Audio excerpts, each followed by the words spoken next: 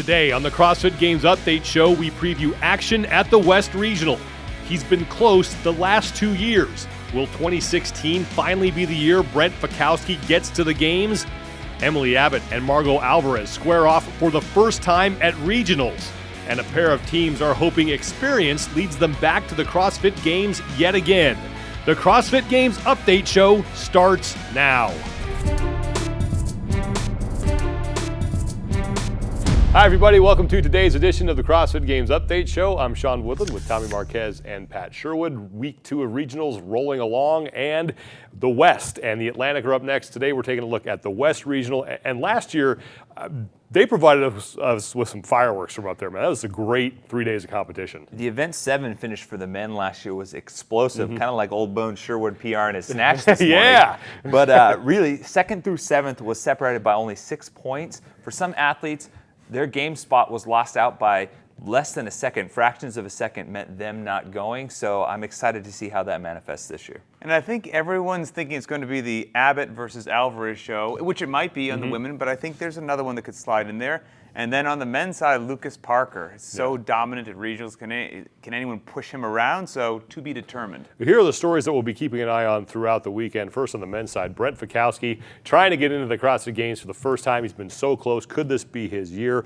On the women's side, Pat mentioned it, Margaux Alvarez is now in this regional. She's looking to dethrone Emily Abbott as the champion of that regional. And a couple of teams that have been around for quite a while have been very consistent in trying to get themselves back to the CrossFit Games. We'll start on the men's side, and basically what we did, like we did last week, here are your regional seeds. We took the Northwest region, combined it with the Canada West region, and we said these are the only 2 regions that did the entire Open.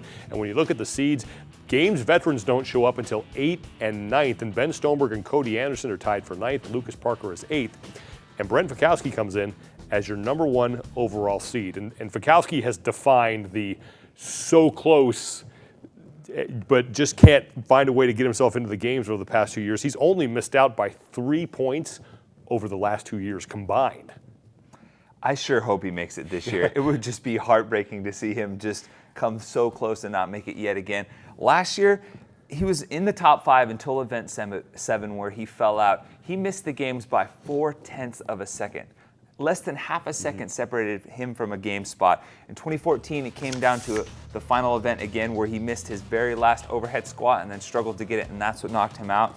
His point total of 537 points last year would have qualified him in any other region going that weekend, and any other one really for that matter. So I really hope that this is the year that he gets over the hump. Less than half a second. That'll get stuck in your craw all year, you know? And I'm sure he's going to show up fired up, looking to make this his year. Took care of his weaknesses from last year, had a good hard year of training, but here's the problem. So has every other single athlete showing up. The field has risen, so it's not like he, just because he's been close in the past, has an easy path. After Fikowski, and he is a familiar name up there, but to some people who might not follow this that closely, when you look at the seeds, you look behind him, the next couple of names, kind of unfamiliar. Of that group, who do you think has the best chance of getting to the games? Well, there's a new guy in the Northwest by the name of Mitch Wagner. So last year, he was 18 months into CrossFit, competed at regionals, took 14th. 2 notable finishes there, a 6th and then the Event 3 chipper. That shows me he's got some raw capacity there. He's got some motor. But then a 30th place in the snatch, which means maybe the strength and some of the skill components with the barbell aren't quite up to snuff yet. But this year, if you look at his open performance, wins in the 16.1 and 16.5, and then a 2nd place in 16.4. We've already seen the regionals format reward event wins, so if he can notch a couple of those like he did in the Open, he could make some noise. And there are some veterans who maybe, even though they didn't have a good showing in the Open, or as good a showing as they would have to put them in the top of the seedings, they're not going to make it easy for these rookies to get into the games. No, there's some big names that, you know, if you're been around for a while, you'll recognize them. If you're new to the sport, here are some people you want to keep your eye on. Cole Sager, for sure, has been to the games twice. Last year, he took 2nd place at regionals. Big, strong guy that is nothing but potential in front of him. He could potentially win this whole thing. But Lucas Parker doesn't want to have that happen. Lucas has been to the games 5 times. Last year, he won the region. He's won his region 4 times.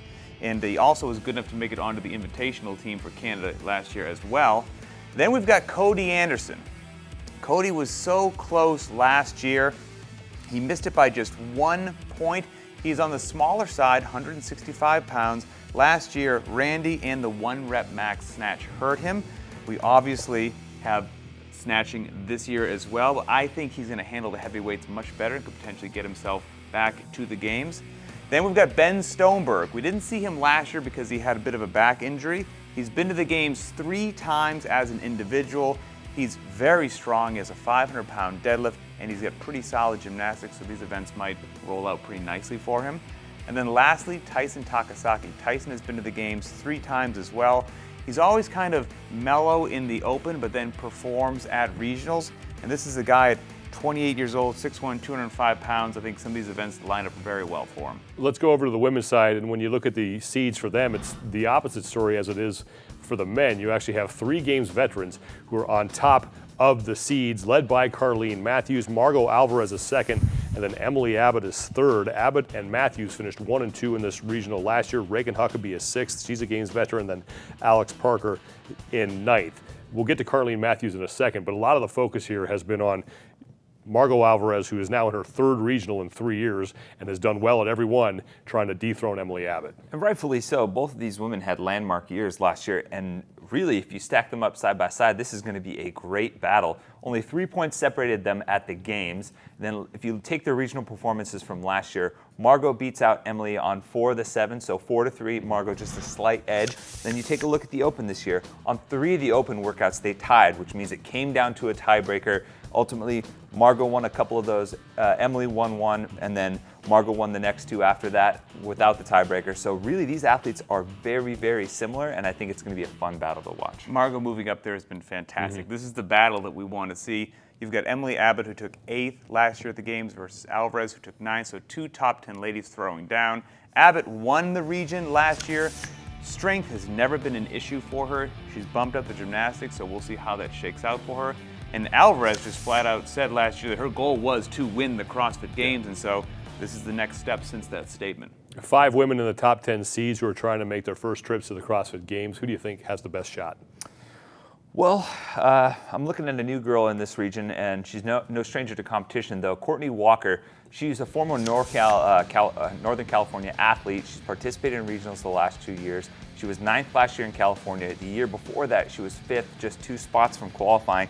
She's a collegiate gymnast at UCLA, so you know she has regional nates circled on her calendar. 3 key things for her if she wants to qualify. I'm looking at her finishing event number 1, not pulling Camille on the wall balls in event number 3 as a shorter athlete, and then as a smaller athlete as well, the event 5, heavy deads and running. I know those are things that she may not necessarily be excited about, but if she can get through them, she has a great shot. Now there are some veterans on the women's side. Yeah, we've talked about Abbott and Alvarez too, but look, there are some women who are not going to make it easy for them, right? Yeah, and some of them I'm a bit concerned about. First of all, Alex Parker, phenomenal athlete. She's been to the games once. She has an engine, there's no doubt about that, but as one of the smaller girls, I'm a little nervous about her on the snatch ladder, the heavy deads, the overhead squat, so she could surprise me. We'll see how that goes for her. Then you have Carleen Matthews. She's been to the games once. She took 2nd place at this region last year, and I think she has to survive the snatch ladder. But after that, man, I think the rest of regionals, you almost couldn't have written a better script for her. So depending upon the damage on event 1, she might win the whole thing. And then lastly, Reagan Huckabee, a CrossFit mom, raising kids, staying in incredible shape. She took 4th place at this region last year. She is incredibly strong, but Tommy V gave her trouble, and we have thrusters and legless rope climbs coming up in event number 7, so hopefully she's taking care of that weakness. Finally, on the team side of the competition, there are 2 teams in particular that have been fixtures not only at regional competition but also the games for quite a while now. They are now looking to get back once again. Yeah, Fort Vancouver and CrossFit Marysville, starting with CrossFit Fort Vancouver, who won the games back in 2010. They're looking for their 8th trip to the CrossFit Games. That would tie CrossFit Invictus for the most appearances ever. 4 of their 6 team members are returning from last year. The 2 that they added new are 2 women that finished 14th and 22nd in the Open, so they've got invites to regionals. Then CrossFit Marysville, they were 3rd place in 2014 on the podium, and really they were 1 event away from winning. They were in 1st place going into the finale. They slipped a little bit. I know they're hungry. They have 3 individual games athletes on their teams, and 13 of their last 15 regional events, they've finished inside of the top 5, so they are consistent. And Fort Vancouver took 4th last year at regionals with this, to include 2 first places on events. So they definitely have capacity. Went on to take a 16th place at the games. They look excellent to make it back. And then Marysville, we talk about them year after year because they do everything and they do it very well. They took 2nd at regionals, had 5 top 5 finishes, and their worst event was in 8th place. So it's no wonder they're always in the mix. Went on to take 22nd at the games, which if they make it back, I'm sure they will increase that performance. The West Regional kicks off on Friday, goes through Sunday. You can still go if you're in Portland and want to check it out. Tickets are still available. Go to games.crossfit.com for that. We will have every heat of every event live also on the game site, and Pat, Tommy, and I will be here throughout the weekend to keep you updated on everything that's going on and break everything down for you. Also, Rory McKernan will be in Portland. Make sure you head to the Games Facebook page, click like, turn on the notifications. Anytime Rory is on Facebook Live giving you a look at behind the scenes happenings, you will get a notification and you can watch all of that. That's going to do it for us for today. For Pat Sherwood and Tommy Marquez, I'm Sean Woodland. We'll see you guys soon.